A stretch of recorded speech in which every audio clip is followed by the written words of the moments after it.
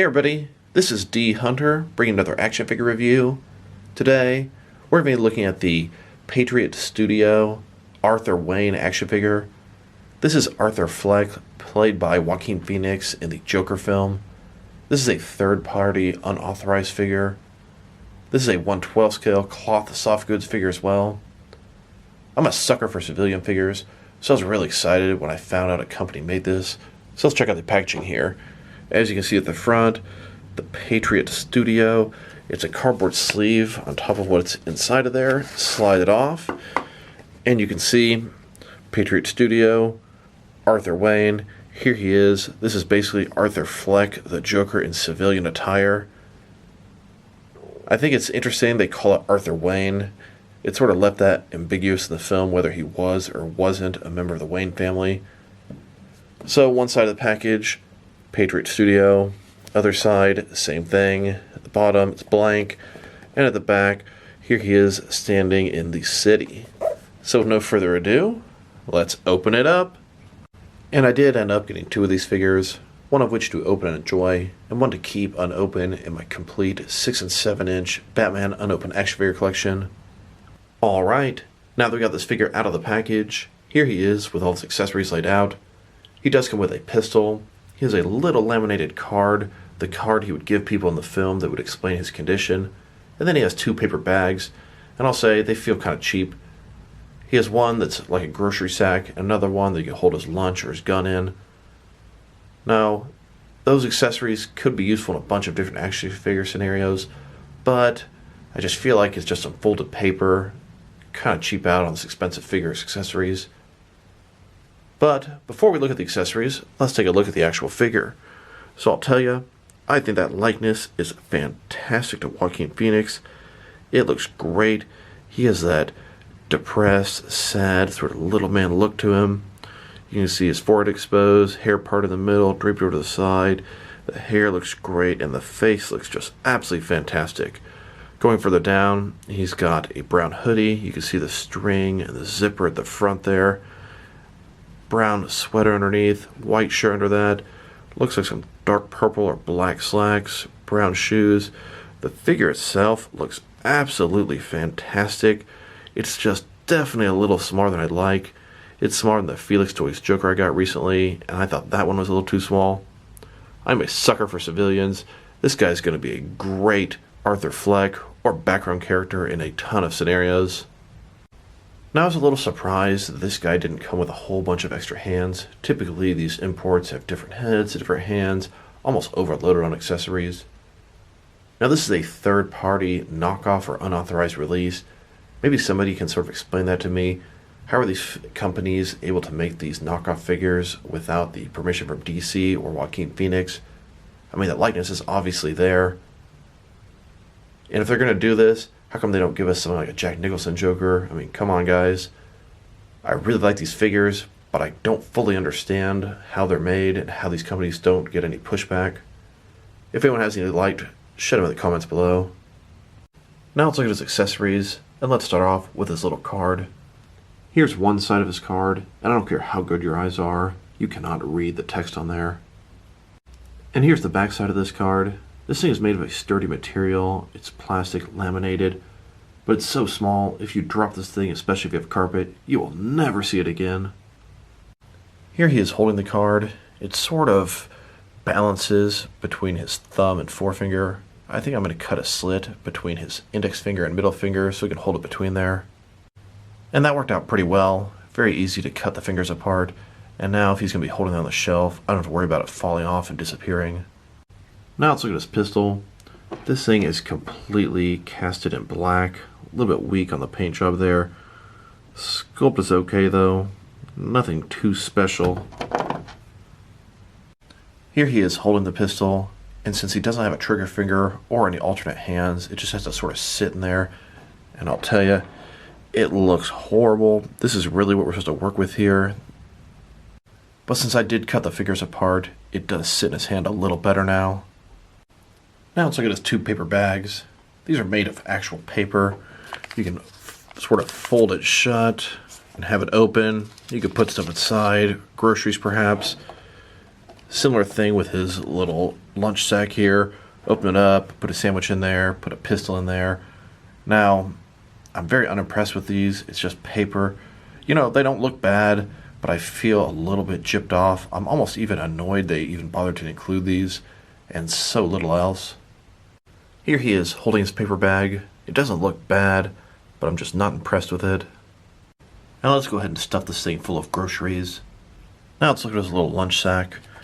Another piece of paper folded over, and if you want to open it up, you actually can't. They actually glued this thing shut, so it's just a one-piece thing. You can't put a gun or a lunch in there. And here he is holding a lunch bag, and it also looks pretty good. He looks like just a regular dude going to work, holding his lunch, and that was part of what appealed to me about this figure. Now let's talk about and look at his clothing. So the pants look pretty nice, just a little bit bunched up here, but a lot less wrinkly than some of the other 1/12 scale figure pants that I have.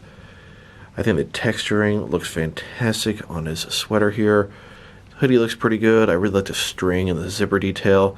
I'm not seeing a lot of issues with the seam or the threading. Overall, it looks pretty good. I do want to remove and see how that looks. And you actually cannot remove the jacket. That surprised me. It's actually attached to his shirt down here. I thought that was not going to be the same piece of the shirt. It would be able to remove the jacket and just sort of have it simulate the shirt being too long. But as I pulled it out, it was attached down here. So you're not going to be able to take off the jacket. You're not going to be able to take off the sweater. One thing you can do is put the hood up, if nothing else. And some other accessories that would work great to enhance this Arthur Fleck. These are all from the Filix Toys Joaquin Phoenix Joker. We have the clown mask on the left, the cigarette in the middle, and his notebook on the right. Here's Arthur smoking the cigarette, which he was constantly doing throughout the film. Then, holding the notebook, where he kept some of his twisted thoughts and some of his jokes. Now let's take a look at the mask. Here he is without the mask on, and here he is with the clown mask on. I think these guys look really cool together. Now that we've taken a pretty good look at both the figure and his accessories, now let's check out his height. And this guy is definitely on the shorter side of things. A little disappointed there. From bottom to top, he's sitting at about 5.75 inches tall, not even a full 6 inches. And that's going to translate to about 14.5 centimeters. Now let's look at his articulation. Starting with his head here, of course, it can rotate from side to side. It goes forward and back, but I'm not even really sure if it's supposed to do that or if I'm just wiggling mine into place. The head does come off fairly easily. You can see it's a ball inside of there and a hole here. The hole is very shallow. It does come off with fair ease. Shoulders, they go out about 90 degrees, maybe a little more. Some kind of ball joint, up, down, around, all that good stuff. Feels like double jointed elbows. They go in pretty far here. No rotation on the elbow. There is rotation here at the bicep though. And then his hand here, it's on a little sort of peg. It can rotate around a little bit as well. In his torso here, there's some kind of a ball joint in the middle. It can rotate, can also go forward and back, not too much. And it feels like another one below or his waist. You can hear how tight it is. It can also go forward and back. His torso gets pretty good range of motion there. Legs go out about this far. They're obstructed by his pants. Then go forward about that far. Back, really not too much. Does have a nice rotation here at the thigh.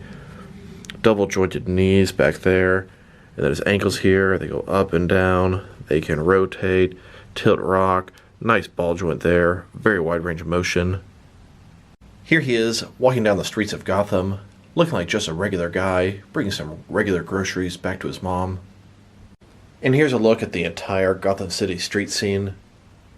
And I know it's not how it happened in the movie, but say he stumbles across one of these masks in a trash can. And then one thing leads to another, and eventually he becomes the Joker. And somehow he still makes out a talk show and ends up killing Murray. Now let's check him out next to some other action figures. Here's Arthur Wayne next to the Filix Toys Joaquin Phoenix Joker. As I understand it, Patriot Studio also makes Joaquin Phoenix Joker. I'll probably end up checking that out. Do note how much shorter Arthur Wayne is than the Filix Joker.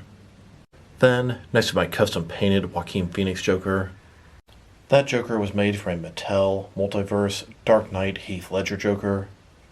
Here he is, next to a Hasbro Marvel Legends Domino from Deadpool 2. Domino was played by Zazie Beetz, which also played Arthur Peck's sort of imaginary girlfriend in The Joker. Kinda makes you wonder. This is not the first time a figure of the Joker out of costume has been made before. Here's a McFarlane DC Multiverse Jack Napier in his police attire. Then, next to both a Mafex and a Mattel Honor Guard Joker. Here he is, next to a couple of Mezco 1/12 cloth soft goods Joker figures. I do wish he was scaled a little bit closer to them. Now let's check him out, next to some action figures from different various companies, to see how he fits in both scale and style-wise, in case you want to know which lines you can mix him with. I'll start off my comparisons with some of these smaller action figure lines I collect and work my way larger, and I'll include as many Joker figures as I can during these comparisons. Here he is, next to some Jazzwares Fortnite figures. And here he is, next to some SH Figure Arts Joker figures. Then, next to some Hasbro Marvel Legends. And here, next to some Mafex Joker figures. Then, next to some Mattel DC Universe Classics and Multiverse figures. And here he is, next to some Mezco 1/12 cloth soft goods action figures.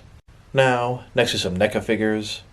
Then, next to some DC Direct and DC Collectibles Joker figures. And here, next to some McFarlane DC Multiverse Joker figures. I would love it if McFarlane would make a Joaquin Phoenix Joker. And finally, here he is next to some DST or Diamond Select Toys. So overall, this is a pretty cool figure. He looks absolutely amazing. Looks just like Arthur Fleck or Joaquin Phoenix. His clothes look pretty good. Not a lot of bunching up. The seam work is nice. His articulation is also pretty good. I'd say his accessories are a little bit on the light side. I'd expect some more heads, some more hands, and maybe some more generic accessories. My biggest complaint about this guy would be his size. This is a 1/12 scale figure, and he's smaller than 6 inches. Just way too small. Now I get, they didn't make this guy to scale up with my McFarlane DC Multiverse figures, but he should at least scale up with the Mezco 1/12 Collective figures. At least that's my opinion. So overall, if I had to rate this guy, I'd give him a 7 out of 10. I'd probably give him a 9 out of 10 if he was a little bit bigger. So this is D Hunter. Thank you guys for watching this video. If you liked the video, press like below. If you have anything you want to say about the video, add to the comment section.